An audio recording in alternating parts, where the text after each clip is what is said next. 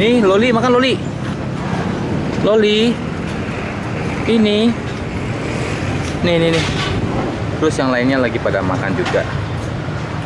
Sore ini agak sepi sih kucingnya. Ini datang satu lagi akhirnya.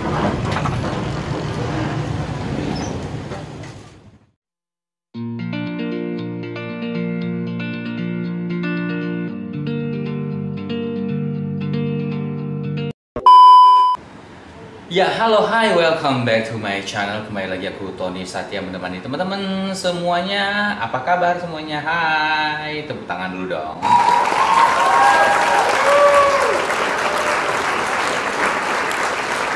Ya, oke.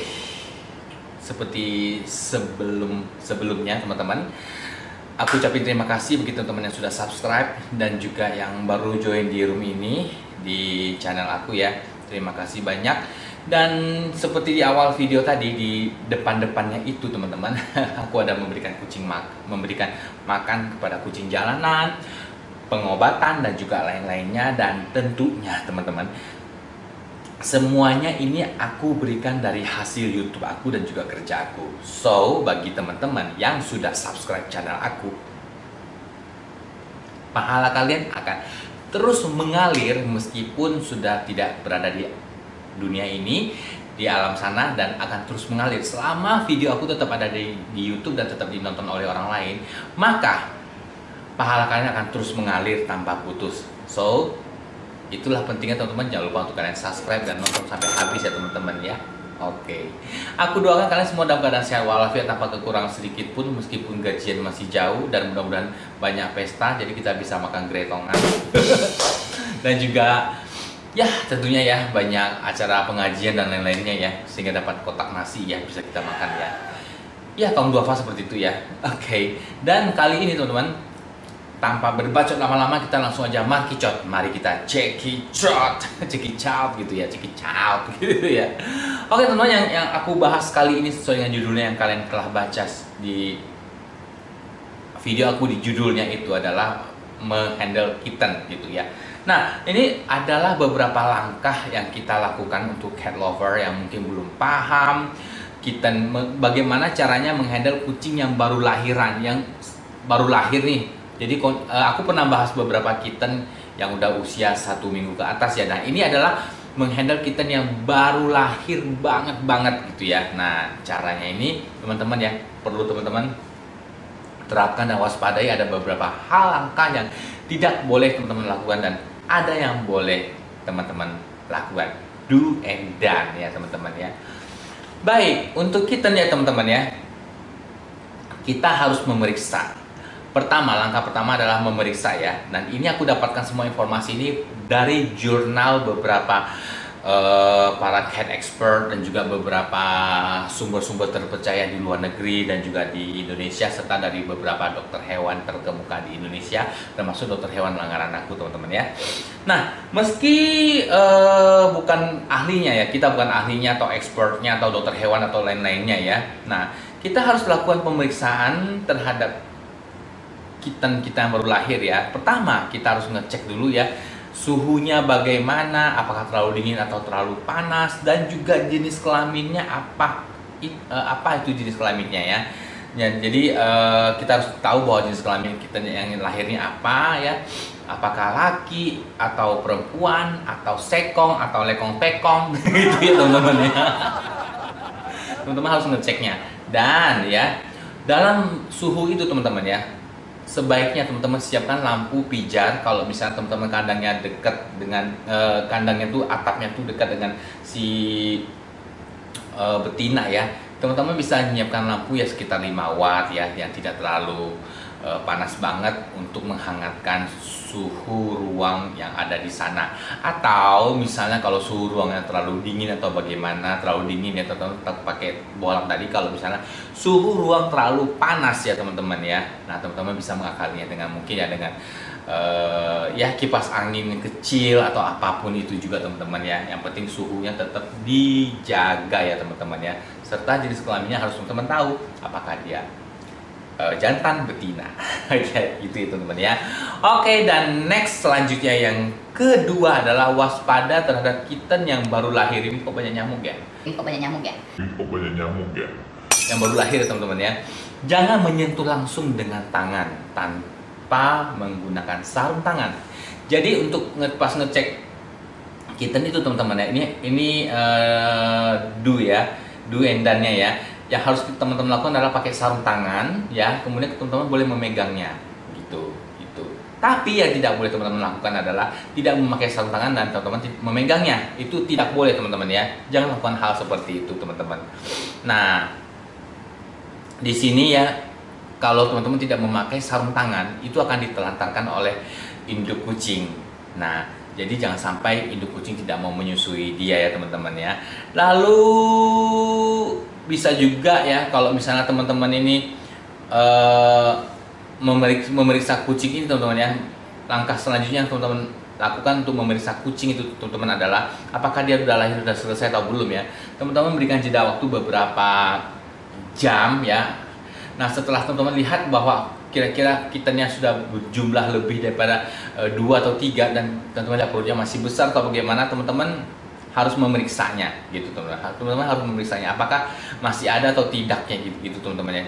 Tapi teman-teman jangan memeriksa saat si kucing lagi melahirkan. Misalnya dia baru melahirkan 1 ekor atau 2 ekor ya teman-teman, kepo nih, pengen tahu ya, buka tutup lihat, teman-teman periksa segala macam, tuh jangan teman-teman ya. Itu akan mengganggu proses persalinannya. Yang teman-teman lakukan saat memeriksa kandungannya atau memeriksa bayinya apakah udah lahir semua atau tidak setelah 2 atau 3 jam setelah teman-teman lihat kittennya udah keluar 2 ekor atau 3 ekor. Biasanya sih minimal 2 ya, maksimal bisa ada 4 ekor ya teman-teman ya. Nah, itu yang teman-teman lakukan ya. Oke, next point selanjutnya adalah ya. Nah, ini tadi aku mendapatkan informasi ini kalau nggak salah sih dari jurnalnya Cat Protection Leaks ya, dan itu ada di Amerika ya, bersama tim survei aku yang ada di Houston ya. Oke. Nah, terus teman-teman juga harus ngecek lagi ya, kalau misalnya pas dia melahirkan tuh, memang sih kita nggak boleh terlalu kepo, terlalu sering lihat ya, tapi teman-teman bisa intip-intip gitu ya, intip-intip lihat sambil dari jauh tuh gimana ya, apakah kitten yang lahir itu masih terbalut dengan selaput lendir itu, apakah udah lepas atau belum. Ada kucing yang nggak pinter, induk kucing yang nggak pinter, selaput lendirnya masih melekat di wajahnya sehingga menyebabkan si kittennya sulit untuk bernapas. Nah, itu harus teman-teman perhatikan juga teman-teman ya. Apabila misalnya selaput lendirnya masih menyelimutin wajahnya si kitten teman-teman yang harus teman-teman lakukan adalah membantu untuk melepaskan selaput itu ya teman-teman ya. Ada semacam selaput lah gitu yang membungkusnya gitu ya teman-teman ya. Nah, melepaskannya juga tadi seperti di poin pertama, teman-teman harus menggunakan yang disebut dengan sarung tangan untuk supaya lebih higienis ya teman-teman ya. Ya, seperti di rumah sakit lah. Kalau misalnya teman-teman kucing istrinya melahirkan, bukan kucingnya, istrinya melahirkan ya. Teman-teman kan kalau melihat para suster bisa gendong bayinya yang baru lahir itu kan pakai sarung tangan. Itu menghindarinya apa? Bukan menghindari supaya si ibunya nanti menolak si bayinya, oh ini bukan bayiku, bukan gitu ya. Menolak, tujuannya adalah menghindari kuman-kuman yang bisa terpapar ke bayi. Nah, itu perlu dilakukan teman-teman ya. Jadi untuk menyentuh kitten harus pakai sarung tangan teman-teman ya. Nah, jadi teman-teman juga selain itu di poin yang ketiga, yaitu teman-teman harus sigap teman-teman ya. Sigap ini dalam arti kata jika sulit melahirkan ya, kitanya misalnya teman-teman lihat nih udah melahirkan 1 ekor, terus yang kedua ekor, ketiga ekor nggak bisa keluar atau bagaimana. Nah, teman-teman harus sigap nih, teman-teman harus sigap untuk bawa ke dokter hewan untuk dilakukan sesar atau induksi lagi, biasanya seperti itu ya. Atau teman-teman sigap dalam arti kata gini, si kucingnya udah 2 bulan hamil ya kan, biasa kan untuk usia kehamilan kucing 60 hari atau maksimalnya 70 hari gitu ya. Nah, 70 hari juga udah perlu dipertanyakan gitu ya, kenapa ini harus dibawa ke dokter. Nah, apabila belum keluar juga atau belum melahirkan juga atau sulit melahirkan dan dia sudah mengeluarkan flag, ciri-ciri dia melahirkan tapi tidak melahirkan, teman-teman harus sigap juga teman-teman. Harus sigap, harus cepat-cepat dibawa ke dokter hewan untuk dilakukan induksi lagi atau dilakukan kayak bedah ya atau sesar gitu ya.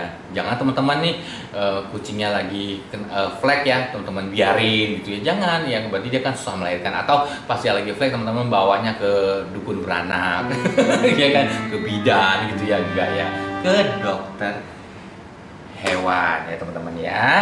Paham ya teman-teman semuanya ya, mudah-mudahan dimengerti ya teman-teman ya. Maaf nih kalau agak lebih ngomongnya. Next, dalam poin yang keempat ya, dalam menghandle selalu pakai sarung tangan, seperti benar ya teman-teman ya, selalu pakai sarung tangan. Dan dalam menghandle kucing, yang poin keempat aku tadi lupa menyebutkan bahwa teman-teman harus steril juga. Steril dalam arti kata teman-teman sebelum menggunakan sarung tangan juga pakai hand sanitizer dan juga lain-lainnya gitu teman-teman ya. Dan teman-teman jangan dalam keadaan sakit, misalnya teman-teman lagi flu atau apa, lagi dalam keadaan yang kurang fit ya, jangan menghandle kucing tersebut dalam keadaan yang tidak menggunakan protokol kesehatan ya, kayak COVID ini gitu ya, keren banget tuh ya.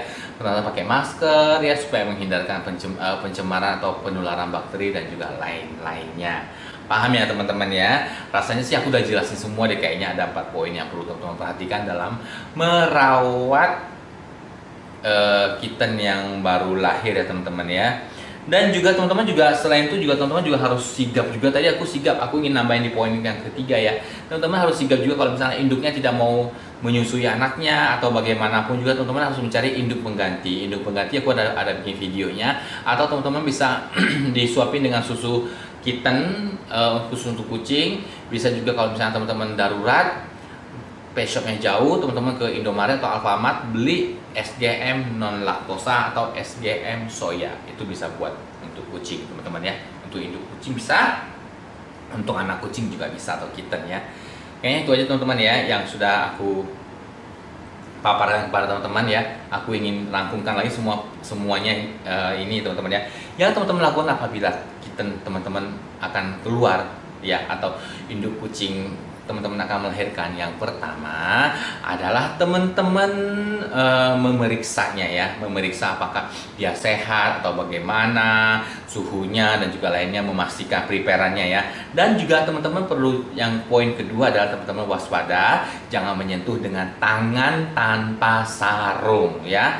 Dan poin yang ketiga adalah teman-teman sigap ya. Sigap dalam arti kata kalau misalnya dia melahirkan yang prematur atau bagaimana, teman-teman harus segera bawa ke dokter hewan. Dan poin yang keempat adalah selalu menggunakan hand sanitizer dan juga protokol kesehatan sebelum menghandle kucing kitten teman-teman ya. Paham ya teman-teman, yang mudah-mudahan dimengerti.